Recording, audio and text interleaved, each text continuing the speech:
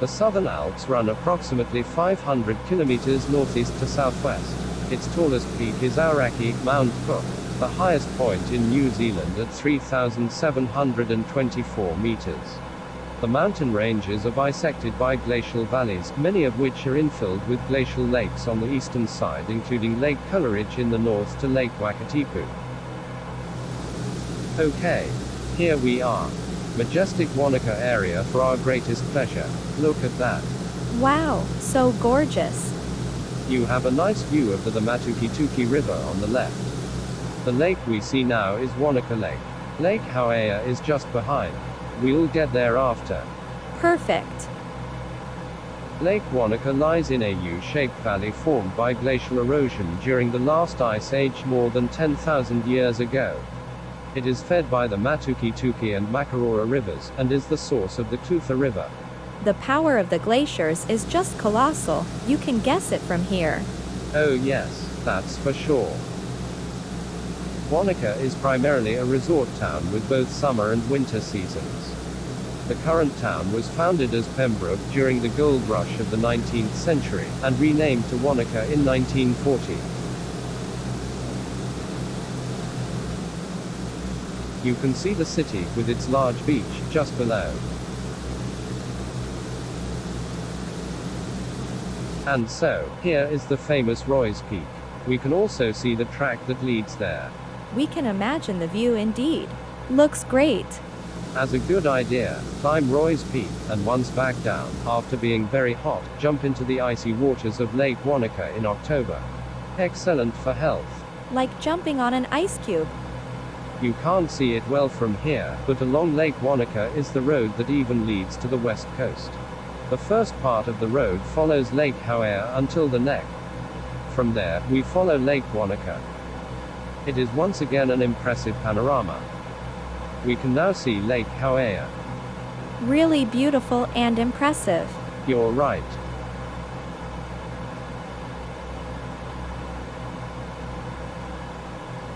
Ladies and gentlemen, I'm pleased to announce that the meal trays will be served in a few minutes. You have the choice between mutton ears in kiwi sauce, or even fried kiwi with a mutton coulis. The whole accompanied by champagne, of course. Sophia, who chose these weird menus? It's awful anyway. I don't know, Captain, but I agree. Just serving them makes me nauseous. Okay, so, a few slices of bread with French cheese for the cockpit and cabin will be perfect, thank you. Okay, with pleasure. The first European to see the Lake Hauea was Nathaniel Chalmers in 1853. Guided by Rico and Kaikoura, he walked from Taturau to the lakes via the Kauarau River. He was stricken by dysentery, so his guides returned him down the Clutha in a reed boat. Oh no, I can't imagine the smell on the boat. Certainly enough to kill them all. Here is the road that runs along Lake Hauea that I was talking about earlier. Just behind the neck where the road switched to Lake Wanaka.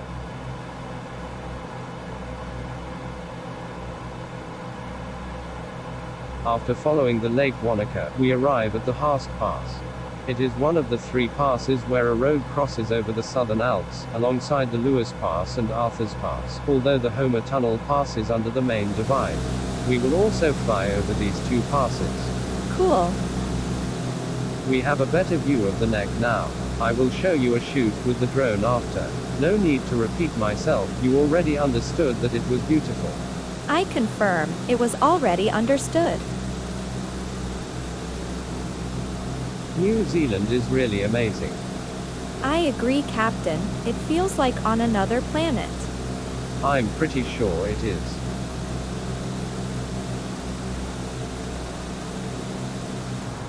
Before arriving at Lake Ohau, here are some more movies of what we just saw. Cool, let's see it for real. Sophia, come here please. I'm already here, Captain, watching this error of nature. No, I'm not. Speak for you, rotten sheep eater. Ladies, please. So, here are some more pictures of the Glenorchy Road that I was able to find in my tablet. I was lucky to see almost no car that day, and the weather was just exceptional. As much as the color of water. This blue is remarkably intense. Peaceful world here. Few other shots with the drone. This place is magical. The Dart River which flows into the Lake Wakatipu. The little city of Paradise is just behind. Here, it's still Glenorchy. Now, Wanaka Hill. Once again, a magnificent panorama followed by the edge of the lake. And the view from Wanaka Beach. A short cruise on Lake Wanaka at sunset. Two new friends met during breakfast. Now, the famous Roy's Peak that we crossed earlier. It's grandiose. It was a very hot day. The climb had been a bit rough, but the reward was largely there. You will notice at the bottom of the screen, the place where everyone is positioned, and where a friendly French girl take a photo souvenir. So, that is Roy's Peak. Lake Hauea, further north, on the road leading to the west coast and before reaching the neck. And finally, the neck. The road switched from Lake Hauea to Lake Wanaka.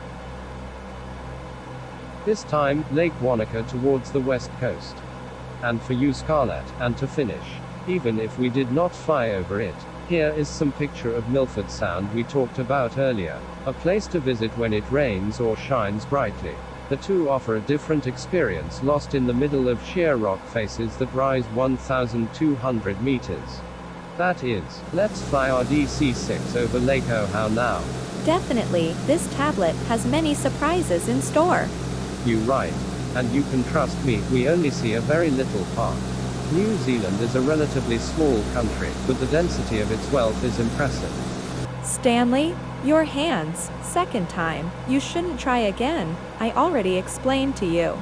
It's not my fault, Scarlett, my hands sometimes react on their own. Oh, that true? It's so sad.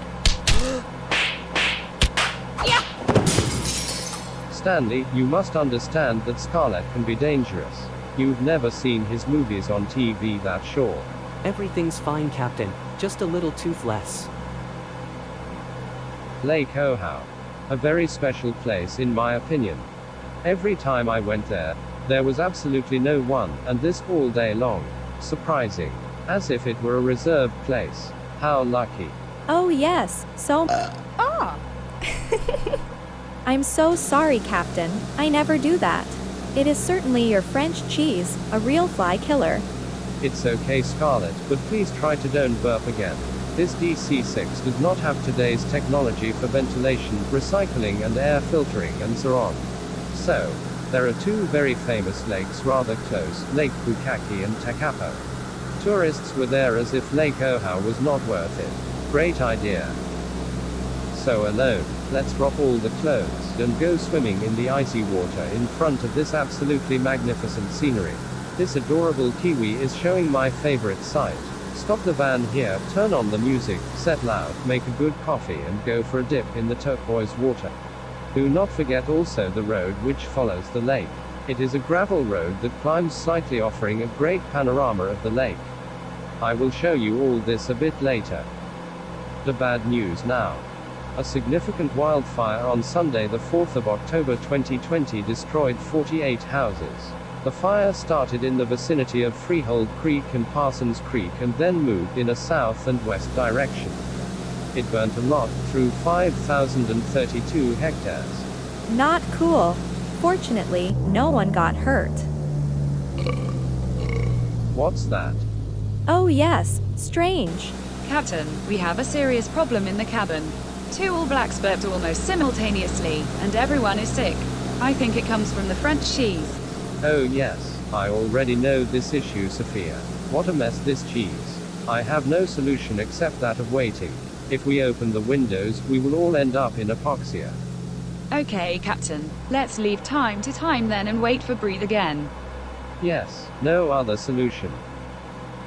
The city of Twizel in front of us is the largest town in the Mackenzie district. During the summer, holidaymakers nearly triple the town's population. The area boasts one of the world's cleanest, driest, and darkest skies. You can really enjoy long exposure photography of the Milky Way. From here you can see the Hopkins Valley as well as the Hopkins River which flows into Lake Ohau. And other New Zealand wonder right in front of us, Lake Pukaki. Just like Lake Ohau and Lake Tekapo, which we will then fly over, they are located northern edge of the Mackenzie Basin. Bye bye Great Lake Ohau. And welcome Lake Pukaki. Oh yes. See you soon for a swim Lake Ohau. The glacial feed to the lakes gives them a distinctive blue color, created by glacial flour, the extremely finely ground rock particles from the glaciers. Lake Pukaki covers an area of 178 square kilometers.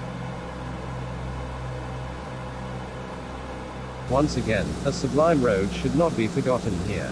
The State Highway 80, which leads along Lake Pukaki to Aoraki Mount Cook village. All this is to be seen without even hesitating. Okay, we can see from here Aoraki, Mount Cook, the highest mountain in New Zealand, which rises to 3,724 meters. It is located exactly in the axis of the lake. A few clouds interfere with the overall view. So bad. We can see a canal just below. Originally, the Pukaki River flowed southwest for 15 kilometers from the southern end of Lake Pukaki before joining with the Tekapo River and flowing into the northern end of Lake Benmore. However, all water from Lake Pukaki is now diverted into a canal which is fed through 3 hydroelectric stations before being returned directly into Lake Benmore, as part of the Waitaki hydroelectric scheme. Clean and renewable energy, a good spirit in our time. The Southern Alps in the South Island were formed by tectonic uplifting and pressure as the Pacific and Indo-Australian plates collided along the island's western coast. The uplifting continues, raising Aoraki, Mount Cook an average of 7 mm each year. However, erosive forces are also powerful shapers of the mountains.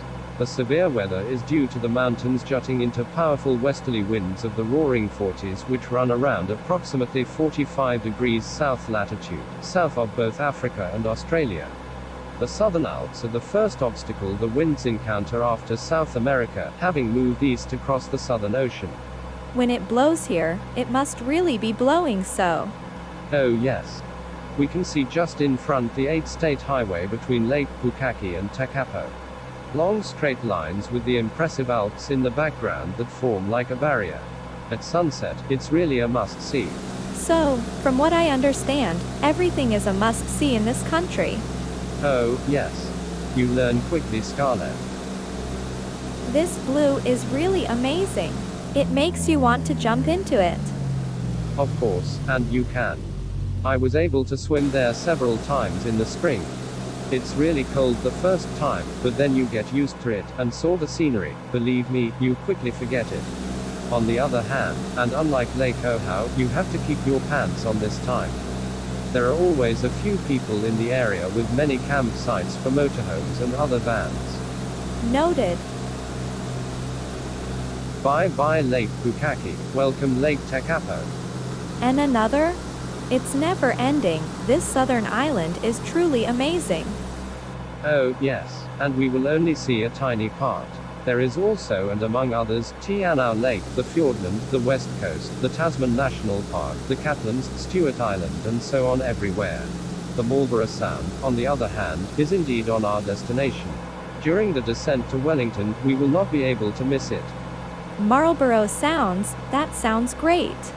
Tekapo Lake is fed at its northern end by both the braided Godley River and Macaulay River, which have their sources in the Southern Alps to the north. The snow melt from the Southern Alps is tinged with a light turquoise color from the glacial silt. This gives Lake Tekapo its distinctive color. Yes, intense. The Cass River. After dropping 600 meters very rapidly, the river flows south with braided channels along a flat-bottomed valley for 25 kilometers. The river flows into the west side of our famous Lake Tekapo, where it has built up a gravel delta which can be seen widely as a whole at our altitude. And we can also see the canal here. Yep. This gravel road which runs alongside the lake is a must. Using a drone on numerous occasions during sunrise and sunset was a great idea. With nobody in sight, we can fly with peace of mind. Trying not to drop the drone into the water, I can imagine too. You right. It's like telling it rest in peace. Also, this lake and the surrounding district were recognized as an International Dark Sky Reserve in 2012. The Dark Sky Reserve accreditation recognizes that the night skies are almost completely free of light pollution and ideal for stargazing and photography, of course. Lake Tekapo is also known for its stunning seasonal display of lupin that bloom along its shores from around mid-November until the end of December. Russell lupins were introduced in the Mackenzie Basin in the 1940s from sowings or lupins planted in garden which had seeds that spread widely. Perhaps you have them in the tablet? Yes, and I will show you after we cross the Arthur's Pass. Nice view of the Cass River. Look, Scarlett. Oh yes, and the gravel delta too. Teal 624. Contact New Zealand Centre on 120.9. Good day. New Zealand Centre on 120.9. Goodbye, Teal 624. New Zealand Centre, hi. Teal 624 at flight level 130 inbound to Bond. Teal 624. Hello. Radar contact. Continue to Dubin and follow flight plan. Wilco, Teal 624.